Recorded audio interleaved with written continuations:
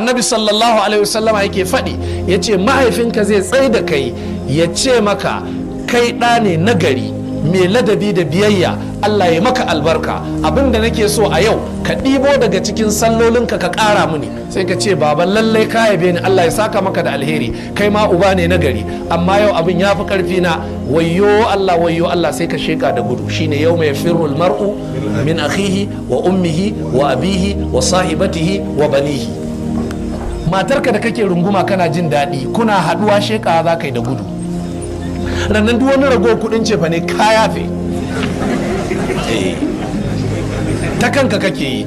Ɗanka da kake so sheka za ka yi da gudu ka rabu da shi. Ɗan uwanka uwa ɗaya uba ɗaya shaƙiƙinka in ka gan shi gudu kake. Allah ya ce kowa ta kan shi yake.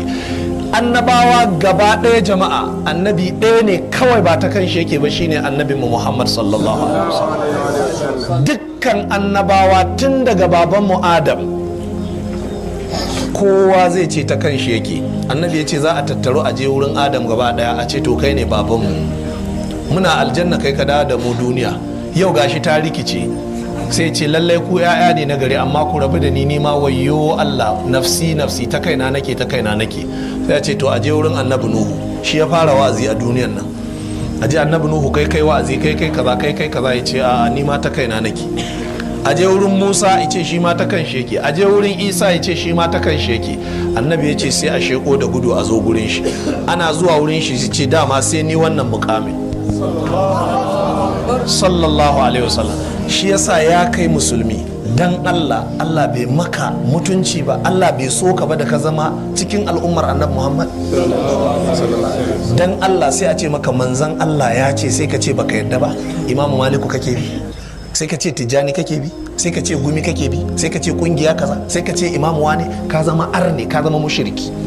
Wa yawma ya'addu adh-dhalimu ala yadayhi ya laitani ittakhadhtu ma'ar rasuli sabila. Wallahi duk wanda ya hada manzan Allah da wani a ranar alkiyama, wallahi ba yatsa ɗaya zai ciza ba.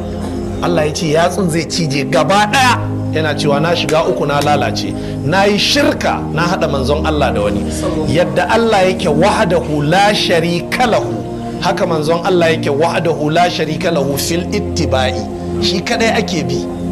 Kana hada manzon Allah, kana bin manzon Allah, kana bin Gumi, ka zama mushriki. Kana bin manzon Allah, kana bin mazhaba kaza, ka zama mushriki. Kana bin manzon Allah, kana bin dariqa kaza, ka zama mushriki. Ka zama bakin arni, baka da bambanci da Fir'auna.